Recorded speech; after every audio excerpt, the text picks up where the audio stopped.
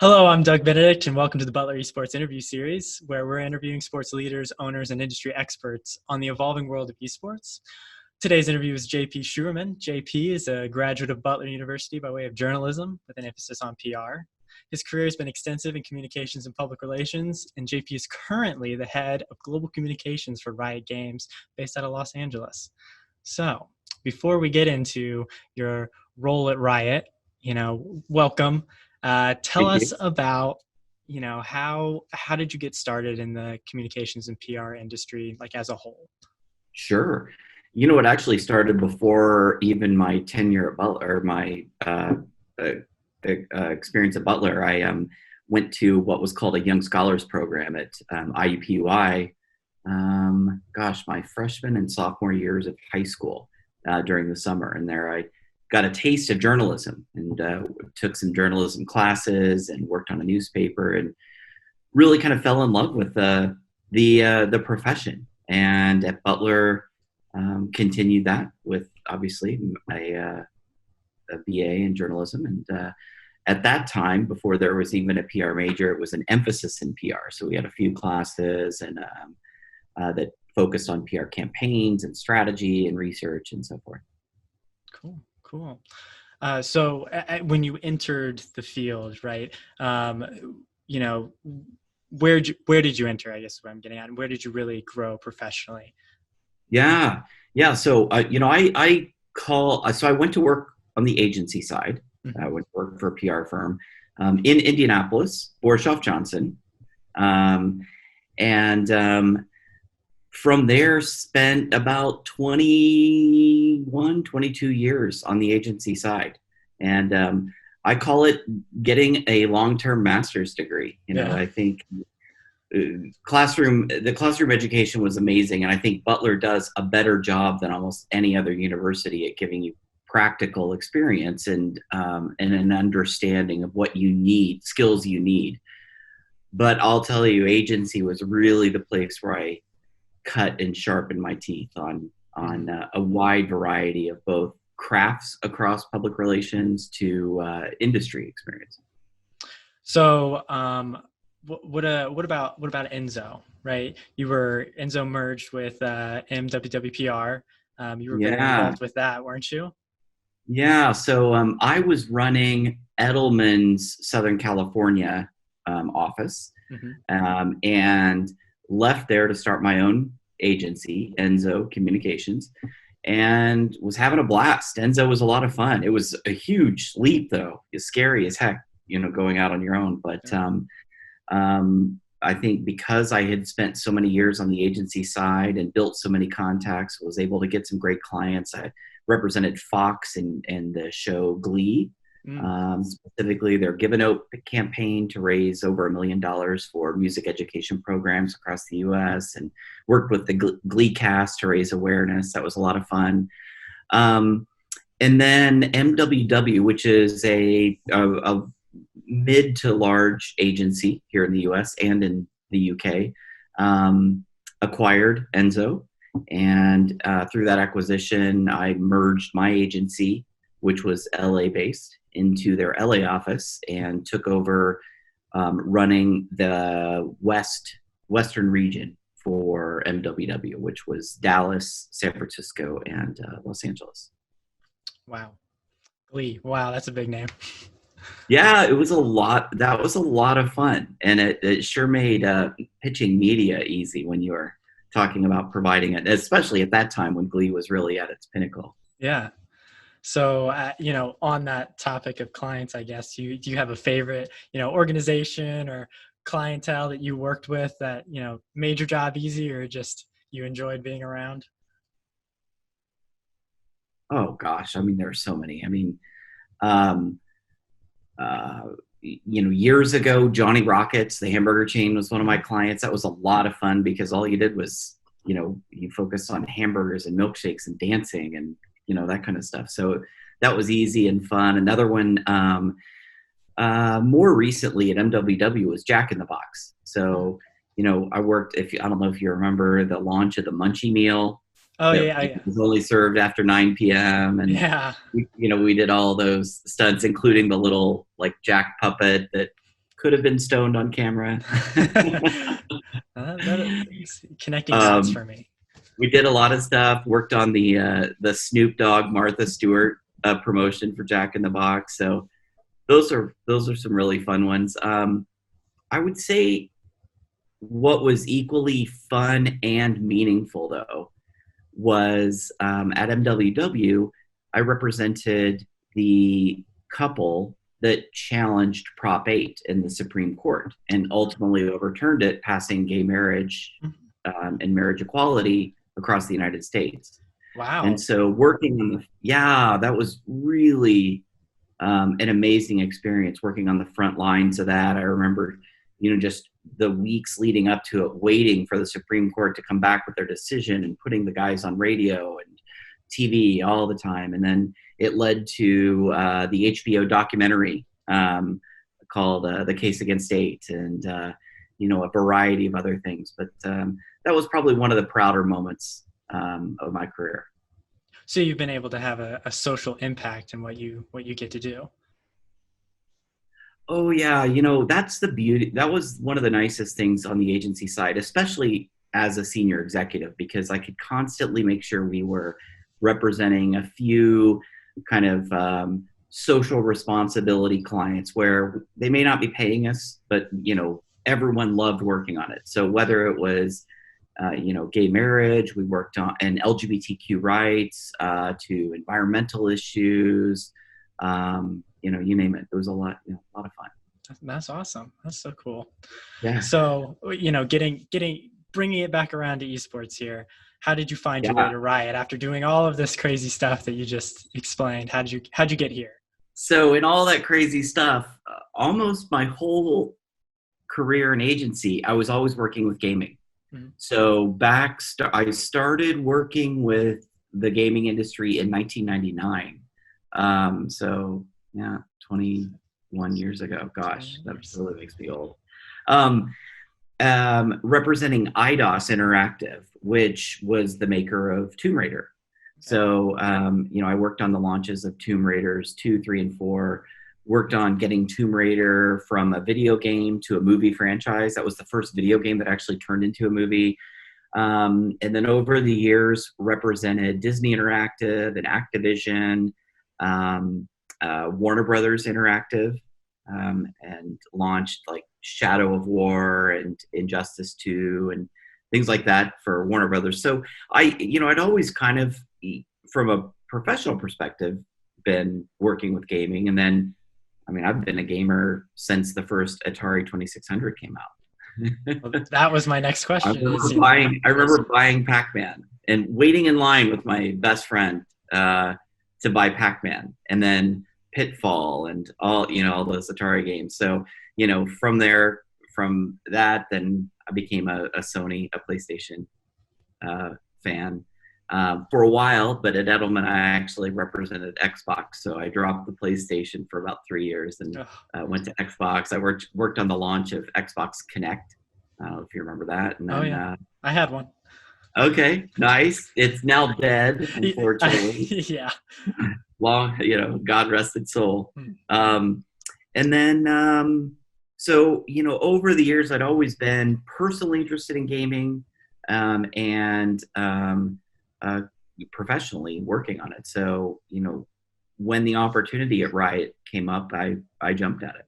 Yeah. So like I said, that was my next question is, are you a gamer? So do you play League? Oh yeah. I'd be lying if I said like I hadn't looked up you on Google and saw your picture dressed as Olaf. Yeah. So do you have a favorite champ? Is it Olaf, or did you just feel like you fit the character? I just felt like I had enough of a belly to perfectly fit Olaf for that one, for that Halloween. I've jumped all over the games, in like my time playing League, but over the last probably year, I've been mostly doing jungle and playing Warwick. Mm-hmm. Sometimes a Mumu. So yeah. Warwick's my favorite though. I'll tell you this, I cannot jungle, so Props to you. It's hard. It's hard. I'm not saying I do it well. Yeah, when I say I play, I don't play well either. What lane do you play? Well, if I'm playing by myself and not with my better friends, I usually Yeah. play an AD carry. But my Uh-huh. friends relegate me to top lane. Not to Yeah. diss on any top laners, but Nice. they think I can have the least negative impact up there. So, I know. It is kind of lonely up on the top lanes. yeah, sometimes they don't A gank lot me of that Aaron often. on top. Yeah. But yeah, no, I love the game. I've been playing for I think since season 2. So this is a dream interview for me to talk to someone who works at Riot Oh, so wow. Well, prevalently. that's awesome. I mean, Yeah. you've been playing for 9 years. Yes, I Yeah. have. We It just, really piqued my interest in this and piqued my interest in computers and all kinds of stuff. And so yeah. it's kind of always been that one that sticks around. You know, everyone's got the game that sticks around. It was League for Yeah. me. Oh, I love hearing that. I love hearing that. And, we just celebrated our 10th anniversary of League back in October. I don't know if you saw, but, that was a really huge global moment for Riot Games because we spent, it was probably a 55 minute live stream. And we spent the first 25 minutes celebrating 10 years of League of Legends and what new things are coming from League. And then we shocked all of our players simultaneously globally with the launch of several new games and a TV show and so Oh yeah. forth. So You it's guys have been exciting. pumping it out over there. That's for sure. Yeah. I mean, Legends of Runeterra has been phenomenally successful as a CCG and or DCG, and then now with Valorant as a tactical shooter. We're really excited about that. Oh yeah. Which leads us into the next question. You know, you're celebrating 10 years of all this success, and Riot has kind of led the way in this professional esports scene. You've gone above and beyond, and almost since the very beginning. You have that Netflix special that they talk Yeah. about. They talk about that first like big event where things went wrong, and went out there, talked to the crowd, and everyone was still into it. So like, what do you think Riot has gotten right on that whole professional competition side? Where do you think where does that success come from, I guess? I think a few areas. First of all, esports has always been about the player. It's not been about let's create another revenue stream, for a video company, but it's about how do we extend the experience for players? How do we continue to make League of Legends more robust from a cool experience perspective for players?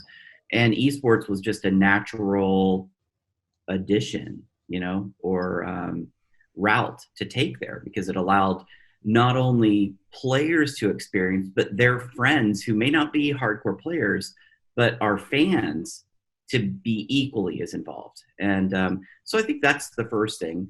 I think the second thing that's been going back to your question around kind of what's been the recipe for success is that we've treated it like a real sport from the beginning. We haven't treated it like some virtual sport or anything like that. From day one, our shoutcasters have worn suits. The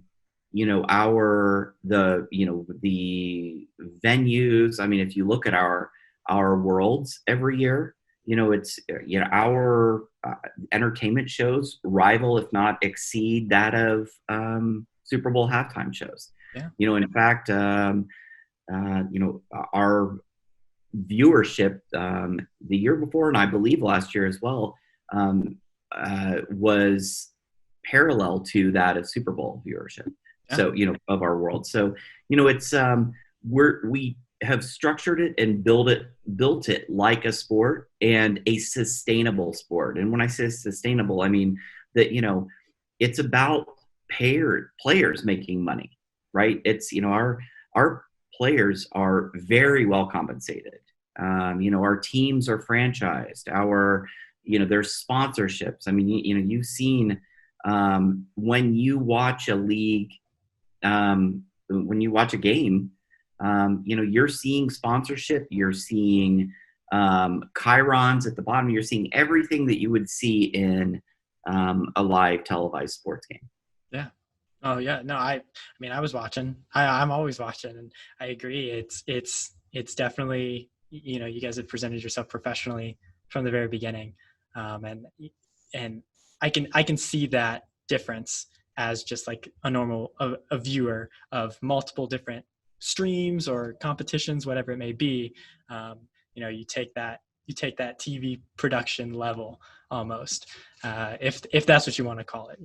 Oh However yeah. you prefer to call In fact, just one kind of data point for you that I think is interesting is, so when you look at a lot of live sporting events that are, let's say, the Olympics or elsewhere, you get kind of a time delay. Sometimes it's a second, sometimes it's 4 or 5 seconds where you get a delay because so much of it's streamed by satellite. it. Mm-hmm.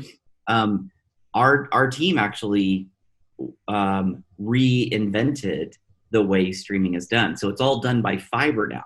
So we have less than 1 second of a lag or delay in all of our broadcasts. And so, for example, when we had Worlds last year in Paris, the year before when we were in Seoul, South Korea, we all the control room was actually in Los Angeles Yeah. because of the technology that we built. So we've actually won awards for the level of technology and how we've pioneered kind of the next generation of both streaming and broadcasting sports. Wow. Wow. So coming back around to your role, what is, head of global communications? What does that entail for you? What is every day different? And if not, what does your daily job look like? Every day is different, Yes. right? But my responsibility is oversight of our so global communications, which includes PR, social media, elements of influencer engagement, internal communications, corporate communications, and our corporate brand. So, for example, you probably noticed earlier last year we launched a new logo for Riot Games, and that was under part of my responsibility. Launching our new logo, we also launched a new animated logo that was revealed during the Worlds last year. So those kinds of things, all of our employee communications. But the most of my time is really spent on player communications. How we're creating cool stuff for players, how we're creating um, authentic ways to engage. And I'd say half my job and my team's job is just to listen. Yeah. Listening to our players and course correcting is, I think, been a key to our success. Absolutely. So do you have that player contact is, I guess, the word I'm trying to say, or is it more of that, your that overhead advising how we're going to connect or communicate with those players?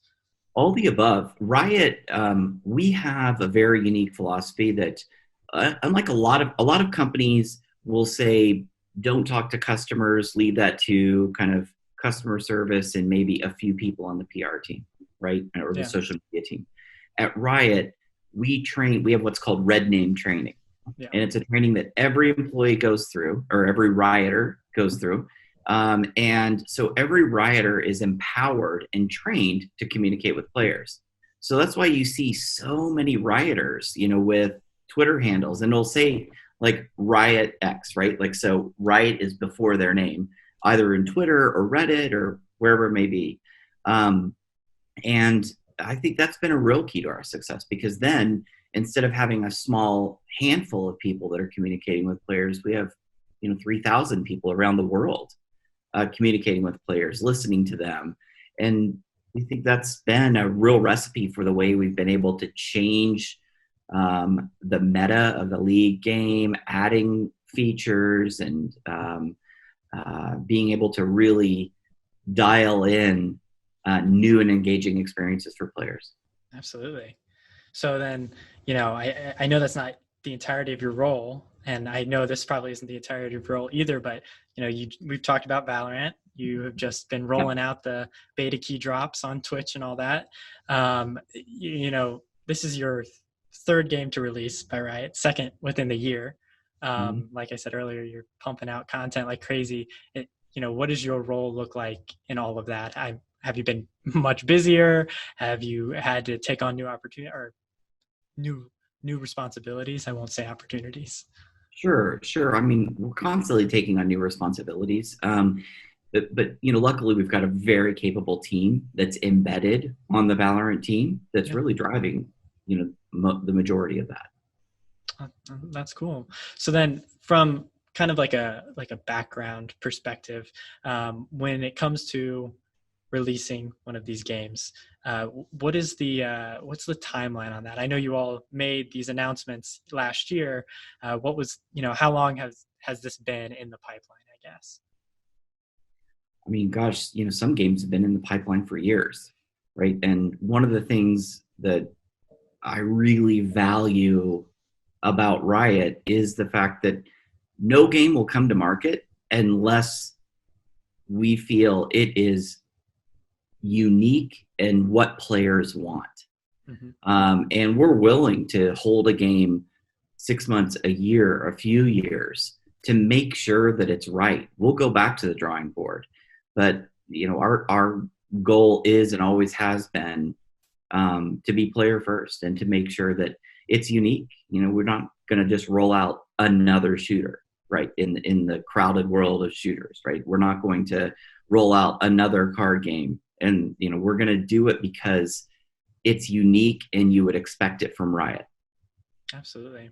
So, as many people watching and play these games, and the competition that surrounds them, when you're making one of these games or when you're planning around one of these games, do you talking about the future, do you see games existing in phases? Do you see them having a shelf life? Is that the mentality Riot takes when they release a game, or is their mentality like, this is the game, this is going to be this game forever, we're going to make sure it's going to last? Like, does that make sense?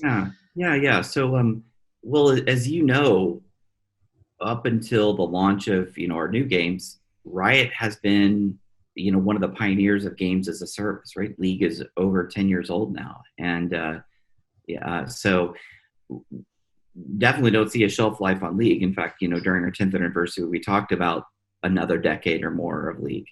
And the other games that we're launching right now are also games as a service. Even TFT that was launched last summer, and Valorant and others. We see them as games as a service, so don't see a shelf life there. We did, if you remember, during our launch, we launched Riot Forge, which creates more smaller games that are extensions of the League intellectual property. And so, we'll see. They're meant to be smaller, consumable, games. What the duration of play is, we'll see. Yeah. So, back to that competitive scene, and we've said it multiple times already, but you've paved the way. How do you see Riot paving the way, even more so expanding on this incredible, industry that they've created? Essentially, is this, high school, collegiate? Where else are we? Obviously, you're delving into shooters and all other games, but you know what I mean? Yeah. So, I mean, I think all the above. Everything that we've been doing, we'll continue to do, and I think it will grow. But I think you nailed it. It's moving into some of the new categories, right? So, MOBAs aren't for everyone. We know that, and we've never tried to make League a widespread game. We wanted to appeal to the players that love MOBAs. So that's our intent. So the way we'll broaden is doing, following the same intent in other categories like tactical shooters or card games or, some of the other games that we've talked about launching. Absolutely. So then, as again, we talked about the future, where do you see this all in the next 3 to 5 years before you hit that next decade mark? Where do you see the growth taking you? Are there crazy ideas on the future that you're allowed to share, I guess? No, we keep a lot under wraps. Yeah. But I think, we wouldn't have shared everything that we shared during the 10th anniversary launch back in October, if we didn't believe that those are our big bets, and that's where we see our success over the next 3 to 5 years. Absolutely. So we've been talking for a while. We asked this question to everybody that we're bringing on here. You number 3. Okay. But in your professional opinion, to expand this conversation we've been having, who do you think 2 other industry leaders, whether it be from your side of the field or from another side of the esports field, that would be good people to interview that could give us insight into, again, the world of esports? In the world of esports, well, I think there's a few organizations that I think would be interesting for you to speak with. Clearly Blizzard. Mm-hmm. They've done some very interesting things and really invested heavily, in their Overwatch League. Mm-hmm. I also think that what's happening at Epic Games could be interesting, with the energy that they're investing in making Rocket League an esport, and others. So, I think it'd be worth talking to both of them, because all very different games and needing to take very different approaches, and what audience engagement looks like. I think those could all be really interesting. Absolutely. I think those are great suggestions. That's really all we have for you. That's all we have for this week's interview. Thank you for coming on and talking to us about all this stuff. It's, this is great conversation, especially for me, having such a heart in this game anyways. But, we want to, wish you well, stay safe, stay healthy. All right. Maybe I'll see you in game one day. Probably. I don't know about that. Maybe we're in the same elo. Who knows? But yeah. Once again, thank you for being on. Go Dogs. All right. Take care. Go Dogs. Bye. Thank you. Bye.